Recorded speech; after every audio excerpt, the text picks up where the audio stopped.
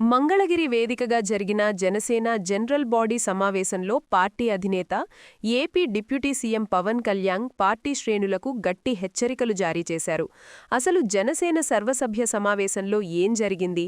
పవన్ ఎందుకు అంత ఆగ్రహం వ్యక్తం చేశారు? పూర్తి వివరాలు ఇప్పుడు చూద్దాం.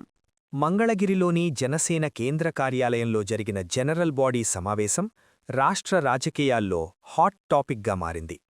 పార్టీ అధినేత పవన్ కళ్యాణ్ ఈ సమావేశంలో అత్యంత కఠినంగా వ్యవహరించారు.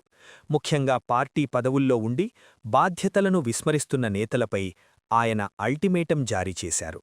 పార్టీపైన, వ్యక్తిగతంగా తనపైన ప్రతిపక్షాలు అసత్య ఆరోపణలు చేస్తున్నా కౌంటరివ్వడంలో నేతలు విఫలమవుతున్నారని పవన్ భావిస్తున్నారు. తిరుమల లడ్డూ వంటి సున్నితమైన అంశాల్లో కూడా నేనే ముందుండి పోరాడాలా అని ఆయన ప్రశ్నించడం పార్టీ శ్రేణుల్లో చలనం తెచ్చింది. రైల్వే కోడూరు ఎమ్మెల్యే అరవ శ్రీధర్పై వచ్చిన లైంగిక ఆరోపణల విషయంలో పవన్ ఏమాత్రం వెనక్కి తగ్గలేదు. తప్పు జరిగినట్లు నిర్ధారణ అయితే కఠిన చర్యలు తప్పవని హెచ్చరిస్తూ 3 సభ్యులతో కూడిన అంతర్గత కమిటీని వేయడం ద్వారా పార్టీలో నైతిక విలువలకు పెద్దపీట వేశారు.